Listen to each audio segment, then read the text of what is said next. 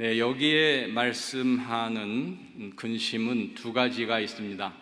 하나는 세상 근심, 하나는 하나님의 뜻대로 하는 근심.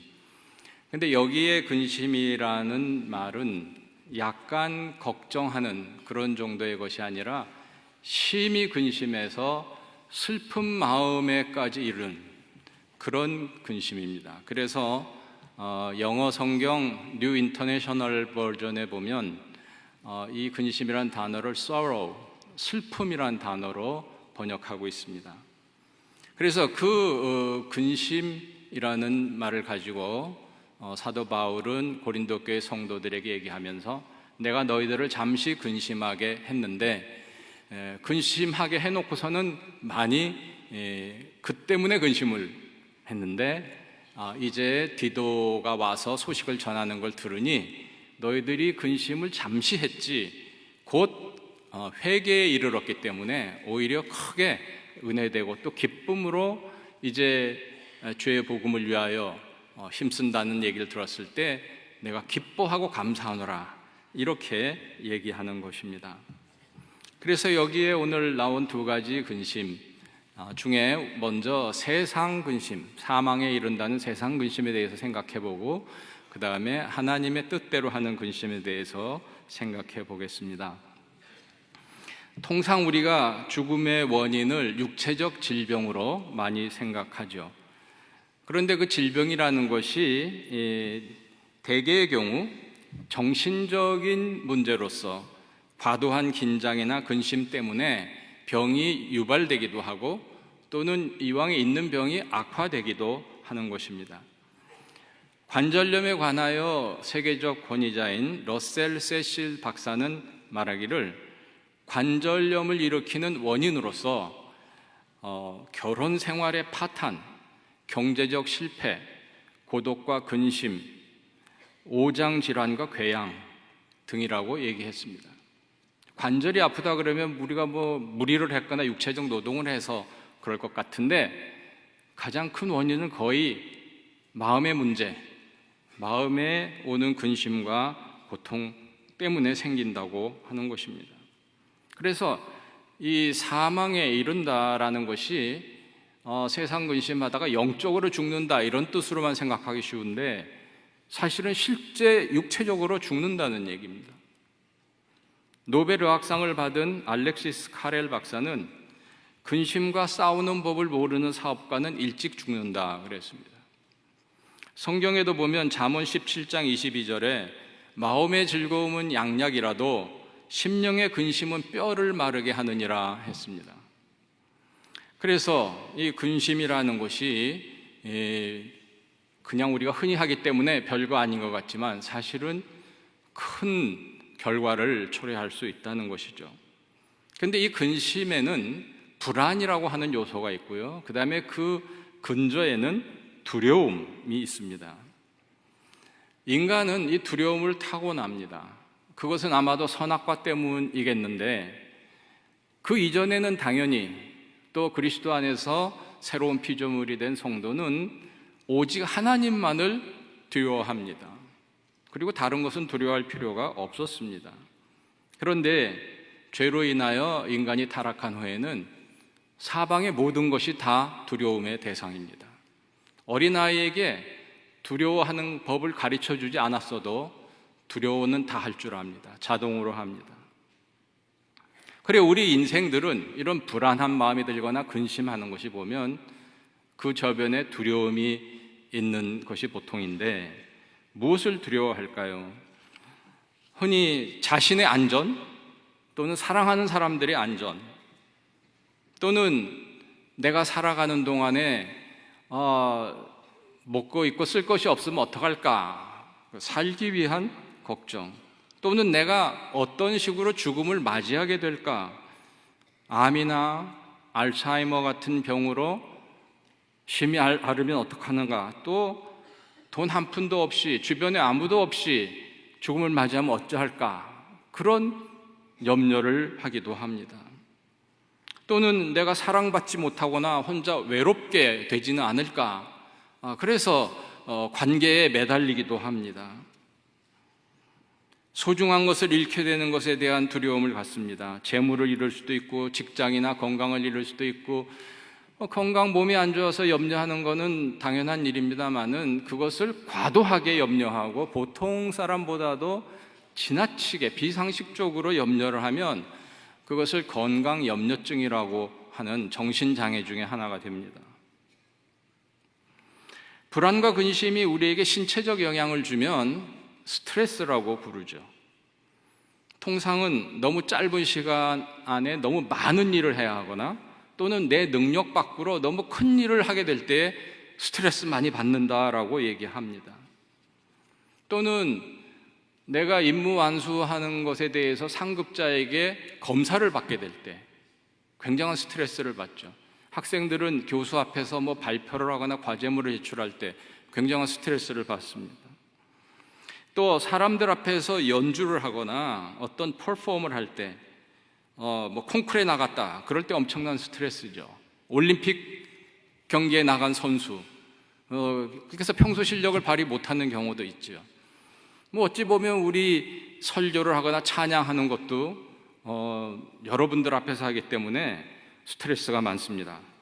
그런데 물론 이것은 하나님 앞에서 하는 것이기 때문에 사람에 대해서 너무 신경을 안 써도 되고 또 신경을 너무 쓰면 안 되죠. 하지만 반면에 하나님 앞에서 바로 해야 되기 때문에 더 큰 스트레스가 있을 수도 있어요.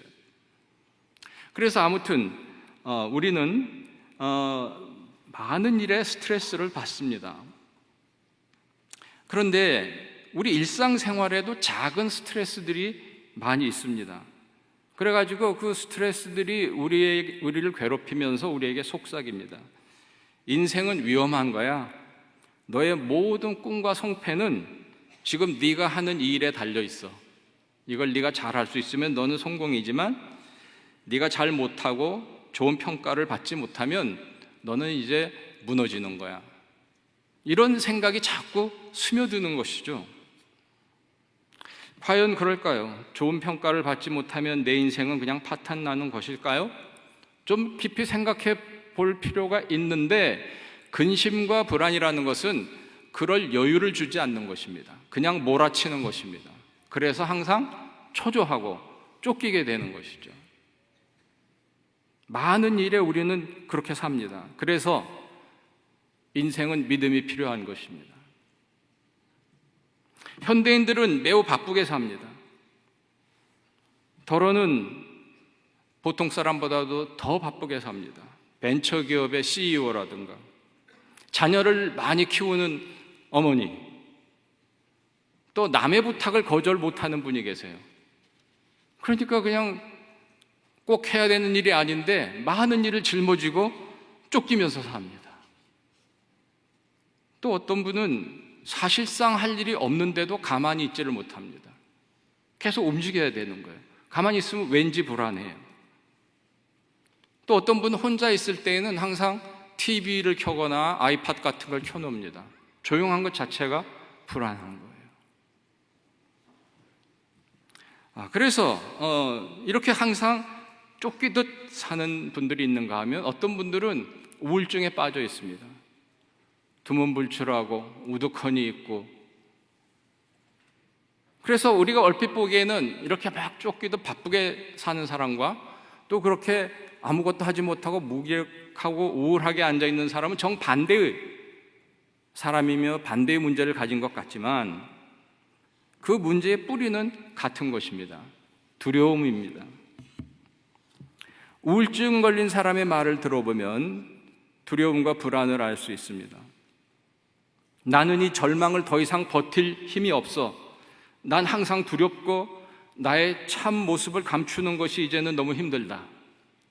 이런 표현을 하기도 합니다. 그리고 어떤 분은 아침에 눈을 뜨면 내가 자리에서 일어나야 할 이유를 모르겠다. 어쩌면 위험한 세상과 맞닥뜨리는 것을 회피하려는 것인지도 모르죠. 실패에 대한, 거절당함에 대한 두려움인지도 모릅니다. 또 어떤 사람은 내가 원하는 것이 이루어지지 않기 때문에 낙심되고 그만 모든 게 다 싫어질 수도 있어요.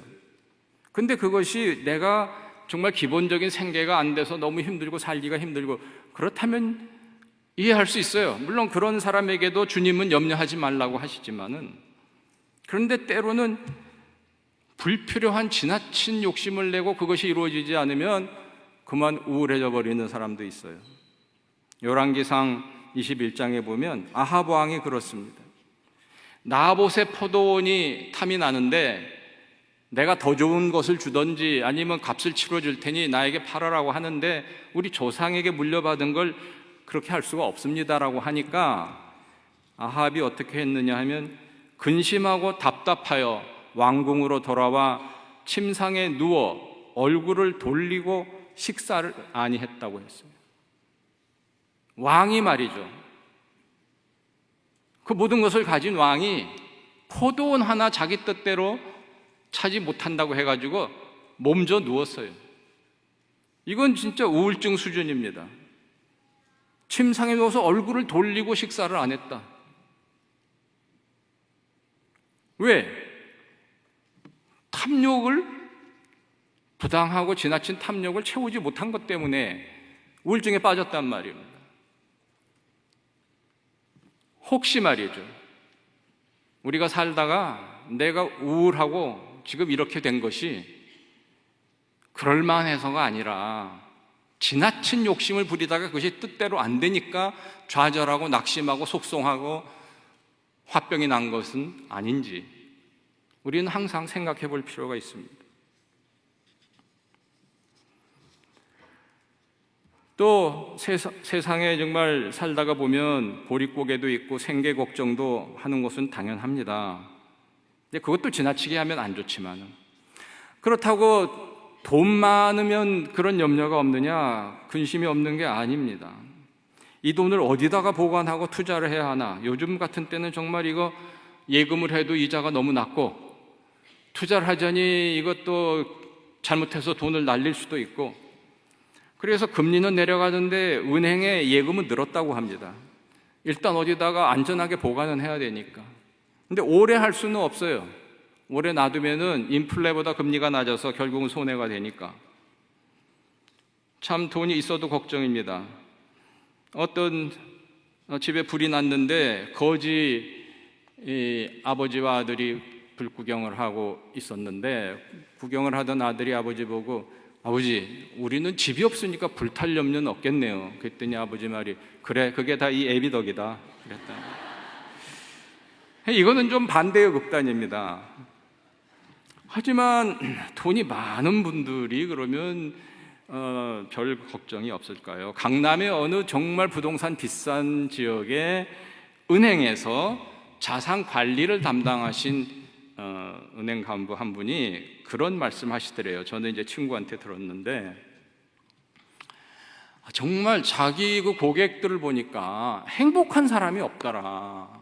어떤 분은 가정이 파탄되고, 어떤 분은 건강이 안 좋고, 어떤 분은 인간관계가 다 깨지고, 그래서 부자인데 굉장히 정말 자기도 부러워할 만한 부자들인데 막상 사는 걸 보니 행복하지가 않더라. 그래서 이분이 뭐라고 얘기를 하느냐면, 하나님께서 누구에게 재물의 복을 주시면 다른 복은 다 거두어 가시는 것 같다, 이렇게 얘기를 하더래요.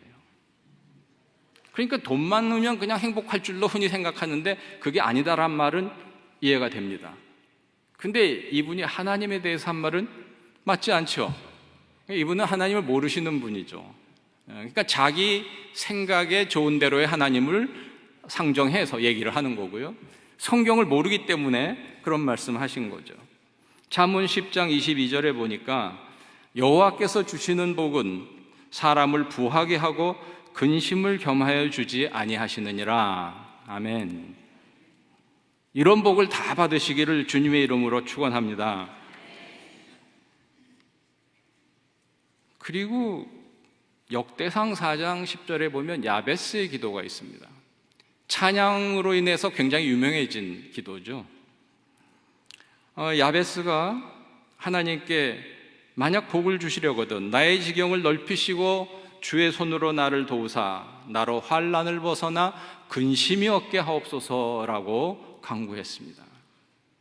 소박하고 짧은 기도지만 참 지혜로운 기도죠. 그러니까 복을 주시옵소서 그러면 막 쌓을 것이 없게 부어주옵소서, 또 입을 넓게 벌리라 이런 말씀도 있고, 근데요 그냥 한마디로 지경을 넓히시고 그걸로 끝났어요. 옛날에 농경 목축하던 시대에는 그냥 땅이 있으면 됩니다. 근데 그것도 얼만큼 넓게 주십시오 하는 얘기도 없어요. 그냥 일반적으로 잘 되게 해 주십시오, 그 한마디로 끝났어요. 그러니까 하나님께서 너는 이만큼만 가져라 그러면 예 하고 받겠다는 거죠. 이거 기어코 주셔야 됩니다 그런 게 아니죠. 그리고 사실 후반부에 더 많은 말을 어떤 강구에 했느냐, 환난을 벗어나 근심이 없게 해달라고 강구했어요. 그래서 주의 손으로 나를 도우사, 아니 그럼 앞에 지경을 넓히는 건 뭐 주의 손으로 안 도우실 건, 뒤에 부분이 자기에게는 더 큰 관심사란 얘기죠. 근심이 없게 해달라고. 근심이 얼마나 나에게 해로운 것인지 잘 아는 사람이에요. 그래서 하나님 안에서 내가 근심 없이 기쁨으로 평안을 가지고 하나님을 찬양하며 사는 것, 그것이 나의 행복이다라는 것을 안 사람이죠. 그래서 우리의 진정한 복은 근심이 없는 것입니다. 근데 현실적으로 그렇지가 않지 않습니까? 눈만 뜨면 근심이에요. 심지어는 우리가 우리의 신앙을 고백하는 그 순간에도 우리 마음 한구석에는 근심이 무럭무럭 밀려 들어옵니다. 그런데 그게 우리 인간이 원래 그런 존재입니다. 그것을 당연하게 생각해야 됩니다. 그렇기 때문에 우리가 주님을 찾고 주님 앞에 엎드리는 것이죠. 근데 이 근심이 이제 지나치면 병이 되는데요, 정신장애 중에 범불안장애라는 것이 있습니다. 그 말 그대로 범사에 불안해하는 거죠. 그래서 범불안장애인데, 다양한 상황에서 만성적 불안과 과도한 걱정을 하는 것입니다. 그래서 지속적 불안이 있고 긴장 상태가 계속되고, 그러다 보니까 짜증을 잘 내고 화를 잘 내고, 그 다음에 쉽게 피로합니다. 때로는 근육통, 두통, 수면장애, 소화불량도 생깁니다. 그리고 깜짝깜짝 잘 놀랍니다. 증상이 나랑 비슷하네, 그런 분은요 예, 전문가를 찾아가세요. 그런데 이런 상태가 6개월간 지속되고 그것으로 인하여 일상생활에 지장이 있을 때 범불안 장애라는 진단을 내립니다. 일시적으로 잠깐 그러는 것은 좁은 증상은 아니지만 정신장애라고 이렇게 이제 그 의사 병원에서 그렇게 말하지는 않습니다. 그런데 이러한 장애자들에게 어떤 특성이 있느냐 하면, 첫째, 생활 환경 속에 존재하는 잠재적 위험에 대해서 예민합니다. 그 다음에 그 위험이 현실로 발생할 거라는 확률을 과대하게 높이 생각해요. 분명히 일어날 거야 그렇게 생각하는 거죠. 그 다음에 그런 일이 터졌을 때 생기는 결과가 엄청나고 치명적일 거야 라고 과도하게 생각을 하는 거죠. 그 다음에는 그러한 사건이 발생했을 때 내가 거기에 대처하는 능력은 너무나 미미해, 난 아무것도 할 수 없어, 과소평가를 하는 것입니다. 그러니까 생각해 보십시오. 얼마나 불안하겠습니까? 조그만 일만 주변에 뭔가 있는 듯하면 불안한 거예요. 잠이 안 오고 그렇게 되는 것입니다. 그러면 이러한 문제들을 실제로 어떻게 치료들을 하는가? 첫째, 약물 치료가 있습니다. 정신과에 가면 당연히 약 줍니다. 근데 이 약물은 과민성을 낮추고 사고와 행동을 감소시키는 진정 효과가 있습니다. 약간의 효과가 있어요. 그러나 사람에 따라서는 효과가 잘 안 나타나는 사람도 있고, 많이 복용하면 인지적, 행동적 기능이 저하가 되어서 직업적 활동이나 공부나 운전 같은 걸 할 수가 없게 됩니다. 장기 복용을 하면 내성이 생깁니다. 점점 약의 도수를 올려야 되고, 중단하면 금단 현상이 생깁니다. 그러니까 도움이 되기는 하지만 도움되는 것에 비해서 부작용이, 위험이 수반하고 있습니다. 그래서 요즘에는 인지행동치료가 좀 더 호응을 받는데, 그것은 우리의 생각을 바꾼다는 것이죠. 걱정이라는 내면적 사고 과정을 자각하여 관찰하도록 해서 걱정 사고 기록지에 쓰게 합니다. 그리고서는 과연 그 걱정이 현실적 타당성이 있는 것인지, 또는 실제로 나에게 유익한 효율적인 것인지 상담자가 얘기를 하는 거예요. 그래서 생각을 바꾸어서 걱정을 덜하게 한다는 것입니다. 굉장한 방법이죠. 약간의 도움이 됩니다만은, 이것은 하나님의 말씀에 비하면 미미한 도움입니다. 빌립보서 4장 6절과 7절 한번 함께 읽도록 하겠습니다. 아무것도 염려하지 말고 다만 모든 일에 기도와 간구로 너희 구할 것을 감사함으로 하나님께 아뢰라. 그리하면 모든 지각에 뛰어난 하나님의 평강이 그리스도 예수 안에서 너희 마음과 생각을 지키시리라. 아멘.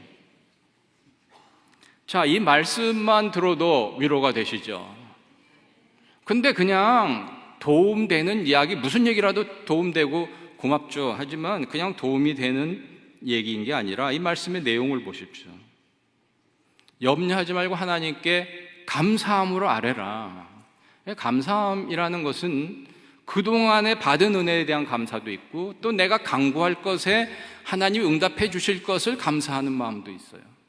이건 믿음이죠. 믿음으로 간구하는 것입니다. 그냥 하나님께 아뢰면 되는데, 그렇게 하면 어떻게 응답하신다고요?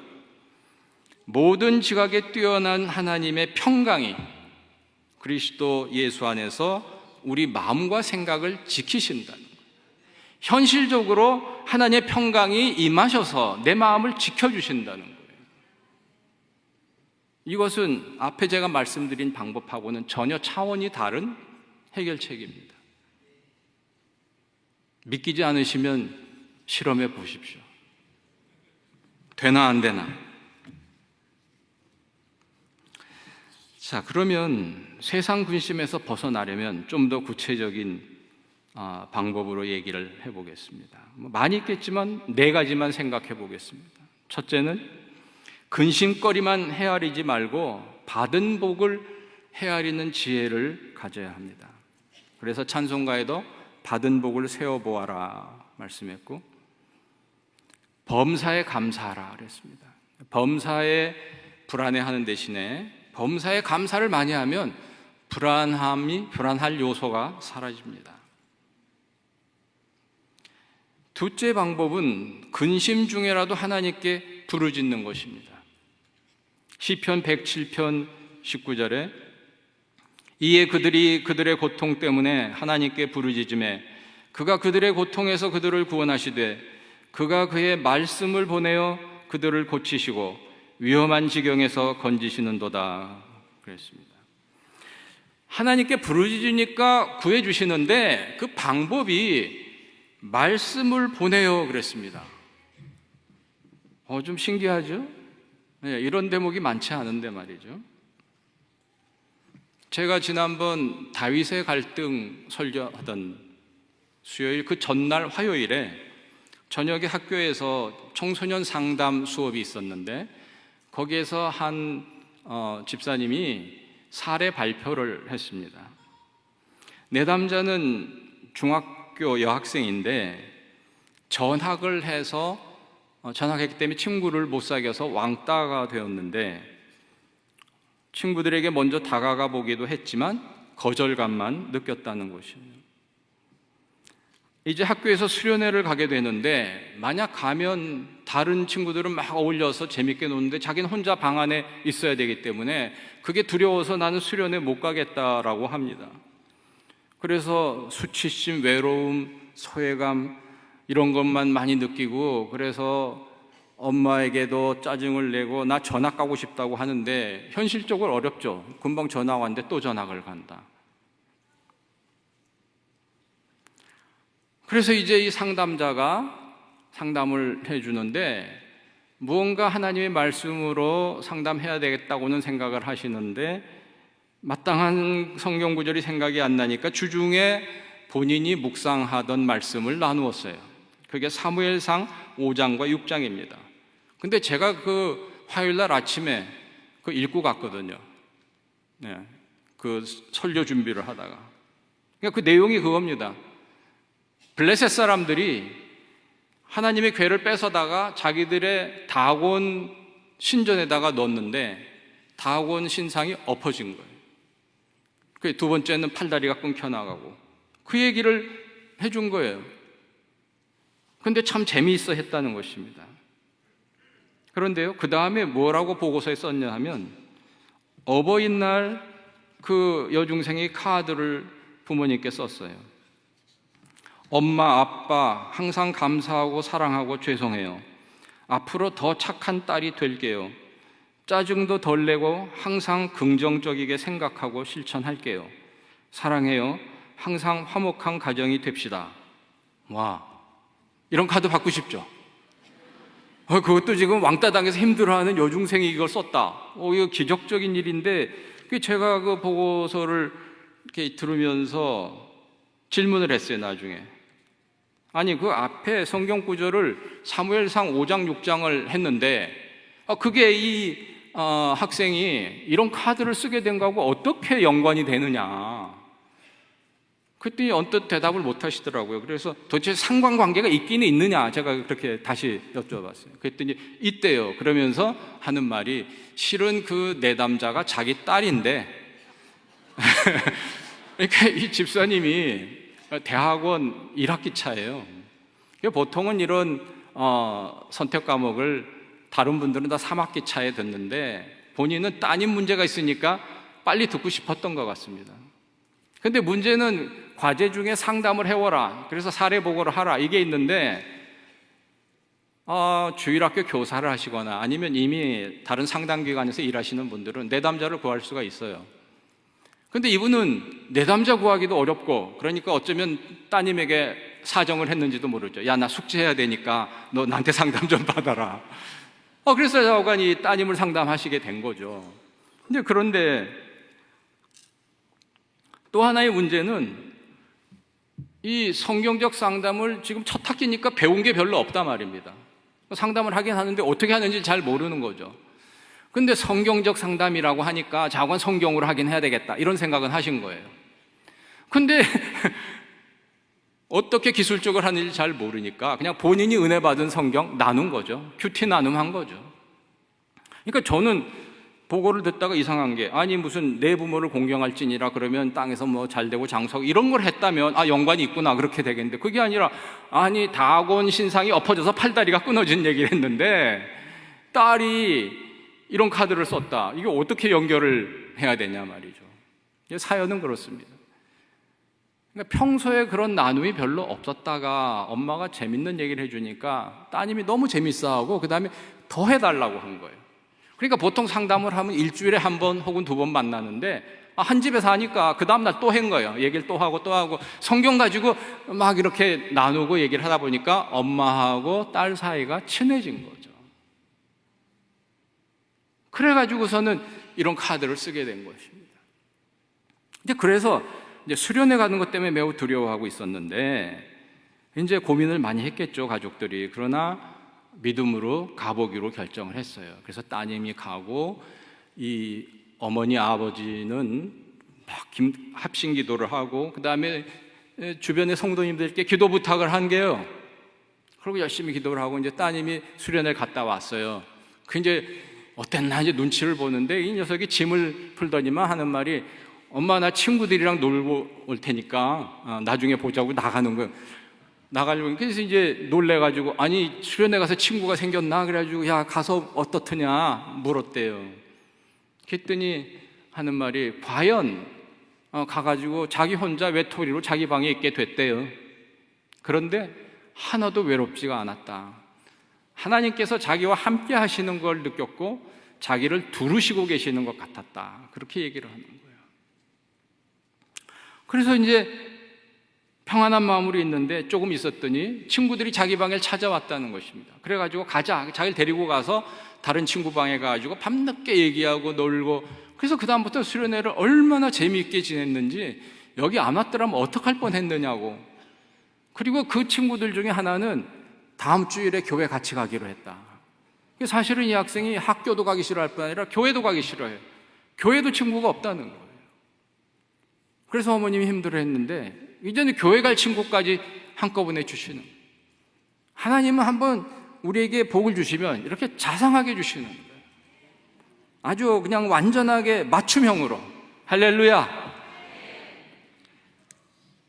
그러니 정말 이 사무엘 상서보다는 저는 좀 더 적절한 성경 구절이 떠오르는데 말이죠. 요한복음 14장 27절 같이 읽겠습니다.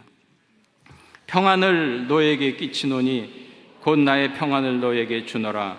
내가 너에게 주는 것은 세상이 주는 것과 같이 아니하니라. 너희는 마음에 근심하지도 말고 두려워하지도 말라. 왜? 이 상담자가, 그 어머니가 이 말씀을 소개하지는 않았지만 이 말씀이 수련회에 간 그 따님의 마음에 실제적으로 이루어졌죠. 그렇지 않습니까? 그러니까 이 말씀이 그냥 말씀만 하신 게 아니라 하나님 말씀은 이루어지신단 말이에요. 믿으십니까? 그래서 우리는 근심 중에라도, 근심 우리가 피할 수는 없습니다만은 그럴 때 하나님께 부르짖는 것입니다. 셋째로 우리가 할 수 있는 일은 뭘까? 인생의 우선순위를 바로 잡는 것입니다. 마태복음 6장 31절로 33절 같이 읽으시겠습니다. 그러므로 염려하여 이르기를 무엇을 먹을까 무엇을 마실까 무엇을 입을까 하지 말라. 이는 다 이방인들이 구하는 것이라. 너희 하늘 아버지께서 이 모든 것이 너희에게 있어야 할 줄을 아시느니라. 그런즉 너희는 먼저 그의 나라와 그의 의를 구하라. 그리하면 이 모든 것을 너희에게 더하시리라. 아멘. 그러니까 이 근심이 안 좋은 거래. 근심하지 말아야지. 근심 저리 가. 그런다고 해서 떨어지지 않거든요. 근심에 대해서 걱정을 하면요, 근심이 더 커지죠. 그러니까 근심을 무시해야 되는 것인데 이게 안 되니까 문제라는 거죠. 그 방법은 뭐냐? 나한테 밀려오는 근심을 주는 대상보다 더 중요한 것이 나에게 생기면 그걸 잠시 잊을 수 있어요. 그렇지 않습니까? 좀 말씀드리기가 좀 뭐합니다만은 화장실을 급하게 가고 싶다거나 아니면 너무 배가 고파서 정말 먹을 생각밖에, 아니면 목말라서 물 마실 생각밖에 없는 사람은요, 딴 게 아무 상관이 없어요. 오직 물 한 모금 마시고 싶은 것밖에 없죠. 다른 게 다 뒷전이 된단 말이죠.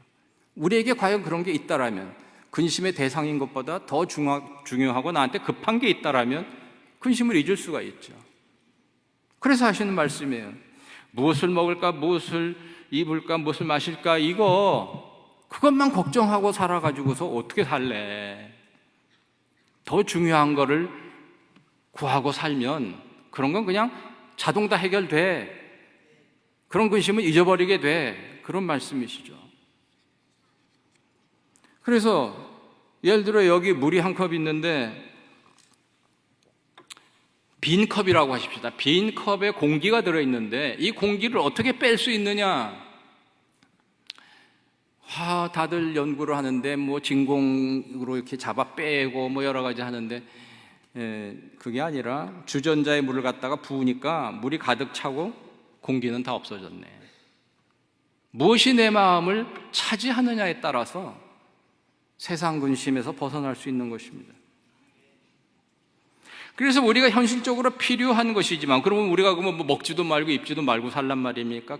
그러니까 이 말씀을 주신 거죠. 너희 하늘 아버지께서 이 모든 것이 너희에게 있어야 할 줄을 아시느니라. 이게 포인트예요. 우리에게 필요 없다는 말씀이 아니라 아버지께서 다 아신다는 거죠. 그러니까 그냥 하나님이 아니라 여기서 주님은 아버지라는 말씀을 썼어요. 하늘 아버지란 말씀을 주님은 많이 사용하셨는데 여기서도 아버지란 말씀을 하심으로써 벌써 우리에게 하나님은 우리를 자상하게 보살피시고 우리를 보호하시고 우리를 사랑하신다는 의미를 주시고 있는 것입니다. 그래서 그거는 하나님께 맡기면, 아버지께 맡기면 다 해주실 거고, 너희는 먼저 그의 나라와 그의 의를 구하라. 그게 중요하다.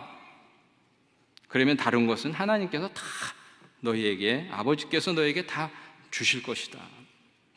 그래서 우리가 보통 하나님에 대해서 우리가 믿기는 믿는데 뭔가 좀 개운치 않고 덜 믿는 부분이 뭡니까? 하나님께서 정말 그렇게 마음이 넓으셔가지고 나 같은 개구쟁이도 다 품어주실까? 그런 걱정이 하나 있고요. 그 다음에는 내가 필요한 게 굉장히 소소한 거고, 그런데 이것까지도, 나의 이런 아주 작은 사정이나 소원도 하나님이 다 알아주실까? 그것까지도 다 일일이 챙겨주실까? 그거 못 믿는 거잖아요. 근데 그거 다 해주신다는 말씀이에요. 그래서 우리는 먼저 그의 나라와 의를 구하는 우선순위, 우리의 삶의 우선순위를 바꾸는 것이 우리를 이런 여러 가지 근심에서 벗어나게 하는 큰 원동력인 줄 믿습니다. 그 다음에 네 번째로 두려움의 대상을 바꿔야 합니다. 마태복음 10장 28절에 몸은 죽여도 영혼은 능히 죽이지 못하는 자들을 두려워하지 말고 오직 몸과 영혼을 능히 지옥에 멸하실 수 있는 자를 두려워하라 그랬어요. 이것은 좀 우리가 먹을 거 입을 거 구하는데 이거 좀 너무 과한 말씀이 아닌가. 물론 이 뉘앙스는 좀 아닌 것 같지만 원리가 같은 원리입니다. 세상의 나를 육체적으로 멸할 수 있는 그러한 세력을 너무 두려워한 나머지 정말 두려워해야 될 하나님이 계시다는 걸 잊어버리고, 또는 하나님께 망령되이 행하고, 이렇게 하면 안 된다는 거죠. 그게 왜 그런 일이 벌어지느냐? 당장 내 눈앞에서 위협을 주는 이 세상의 세력이나 어떤 사람은 굉장히 눈앞에 닥쳐와 있는데 하나님은 안 보이시니까 그런 거죠. 그래서 엘리사가 그 성에 포위당했을 때 그 종이 너무 두려워하니까 하나님께 기도를 했죠. 이 종의 눈을 열어서 보게 해달라고. 그러니까 눈이 열려 보니까 적군보다 더 많은 천군 천사 불병거가 두르고 있어요. 그러니까 안심이 되는 거죠. 근데 평소에 우리 눈에는 안 보이니까 그것이. 그러니까 불안하다는 것이에요. 이거는 이제 생사를 가름하는, 그다음에 순교의 각오를 해야 되는 그런 것을 지금 말씀하시지만 그냥 일상생활의 우리의 근심도 마찬가지입니다. 사소한 세상 근심에 우리는 너무 얼마나 벌벌 떨고 정말 너무 지나친 관심하고 일희일비하고 분노도 많이 하고 낙심도 많이 하고 정말 드러넣어서 고개 돌리고 먹지도 않고 그럴 때가 얼마나 많습니까? 이게 정말 수입이 끊기면 어떡하나, 직장에서 잘리면 어떡하나, 걱정스럽긴 하죠. 그렇지만 그걸 너무 두려워하지 말라. 진정 두려워해야 될 분은 하나님이시지 그런 게 아니다라는 것이죠. 이사야서 41장 14절을 봉독하시겠습니다. 버러지 같은 너 야곱아, 너 이스라엘 사람들아 두려워하지 말라. 나 여호와가 말하노니 내가 너를 도울 것이라. 내 구속자는 이스라엘의 거룩한 이니라. 여기 옛날 개역 성경에는 지렁이 같은 너 야곱아 그랬어요.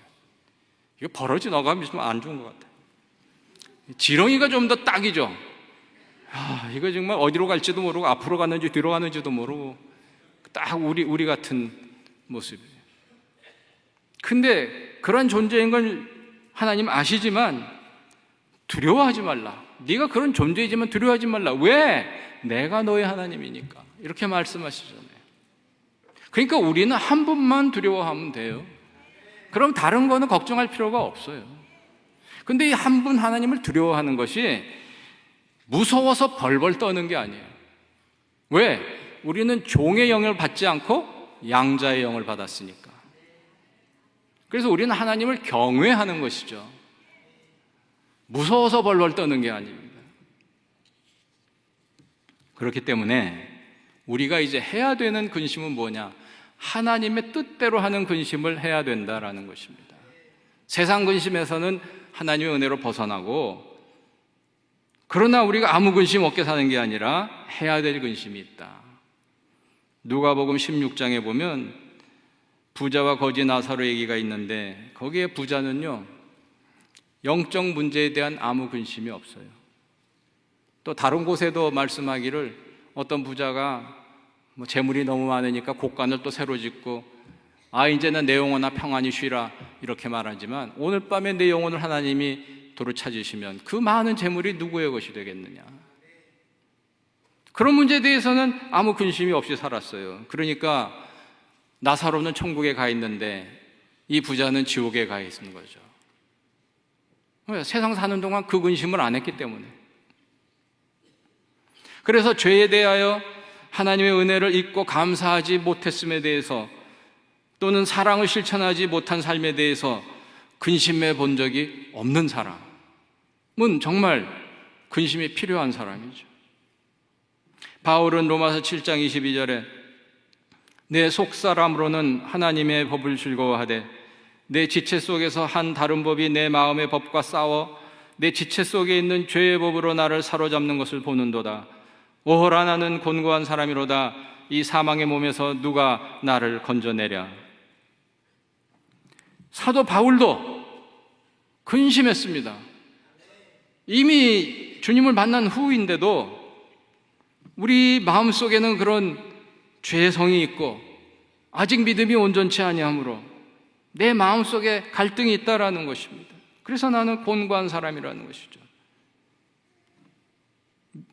주님을 만나지 못하고 은혜를 받지 못하고 그런 사람은 이런 갈등이 없어요.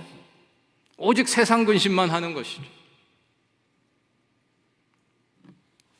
그래서 여기 오늘 본문에 바울이 고린도 교회 성도들에게 너희들을 근심케 했다. 그래서 내가 정말 마음 아팠다. 그런데 이제는 도리어 기뻐한다. 왜? 너희들이 그 근심을 잠깐 했을 뿐 그로 인하여 아름다운 회개의 열매를 맺었기 때문에 라고 얘기하는 것입니다. 고린도 교회에는 바울에 대해서 적대적인 사람들도 있었고 믿음에서 벗어나는 사람들도 있었습니다. 그래서 바울은 그 일로 인하여 마음 아파서 충심에서 나오는 책망을 하는 편지를 디도편에 보냈는데, 보내놓고서는 걱정이 많이 되는 거죠. 이 성도들이 너무 낙심을 하거나 또 더 화를 내거나 그럼 어떡하나.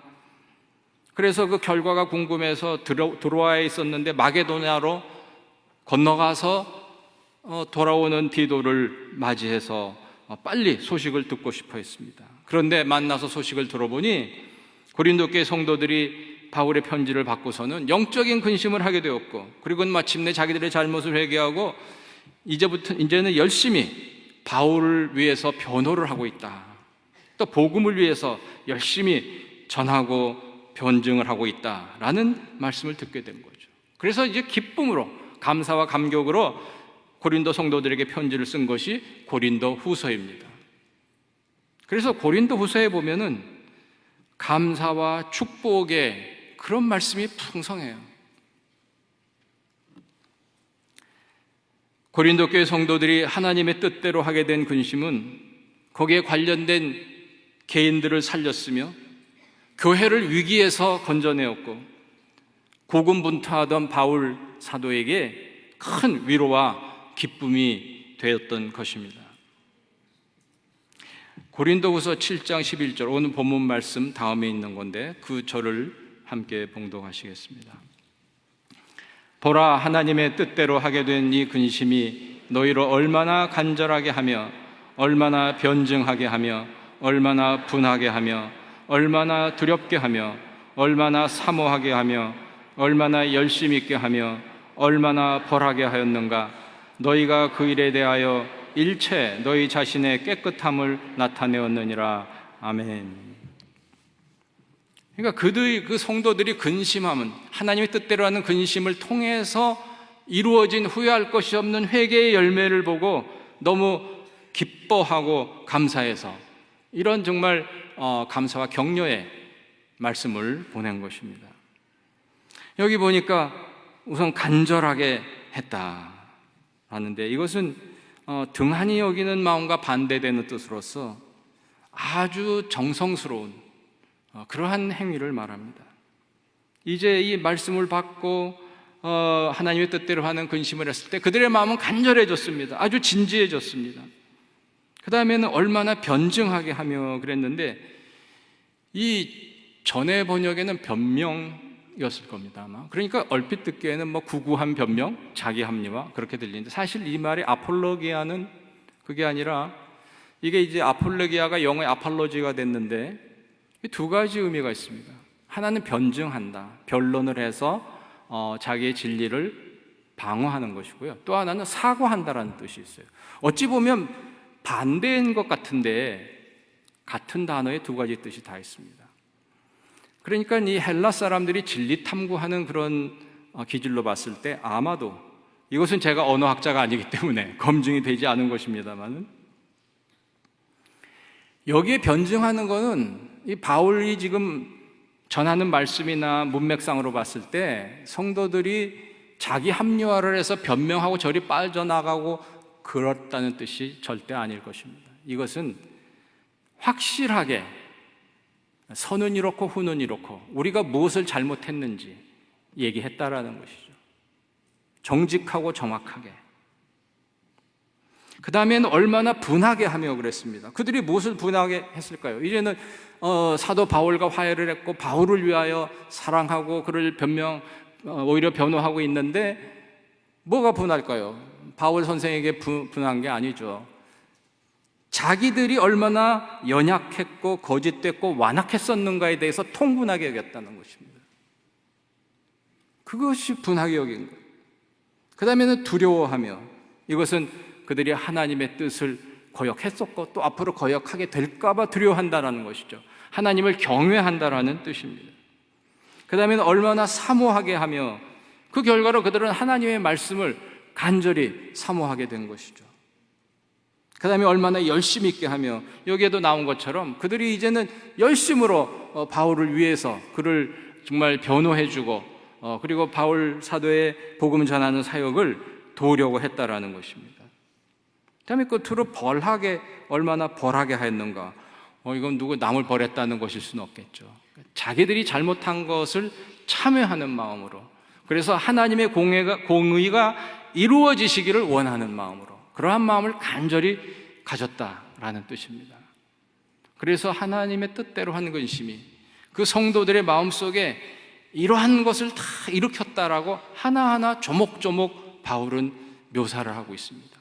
그토록 바울은 자기가 바른 말, 권면의 말씀을 하고서 그 다음엔 오히려 그걸 걱정했는데, 성도들이 너무나 잘 받아들이고 너무나 아름다운 회개 열매를 맺었기 때문에 너무나 감사하고 감격하고, 그래서 정말 그들을 고맙다 또 칭찬하는 말을 하는데, 그냥 너무 잘했어 이렇게 끝난 게 아니라 조목조목 그들의 마음 하나하나, 그들의 영적 상태 하나하나를 다 짚어가면서 이렇게 칭찬하고 위로하고 격려했던 것입니다. 이와 같은 위로와 격려가 저와 여러분에게 항상 차고 넘치시기를 주님의 이름으로 축원합니다. 기도드리겠습니다. 하나님 아버지, 감사합니다. 저희들은 이 세상 살면서 너무나 많은 일에, 심지어는 아주 작은 일에, 때로는 전혀 이치에 닿지도 않는 지나친 욕심 때문에 좌절감을 느끼고 세상 근심과 심지어는 슬퍼하며 우울해하며 살 때가 너무도 많습니다.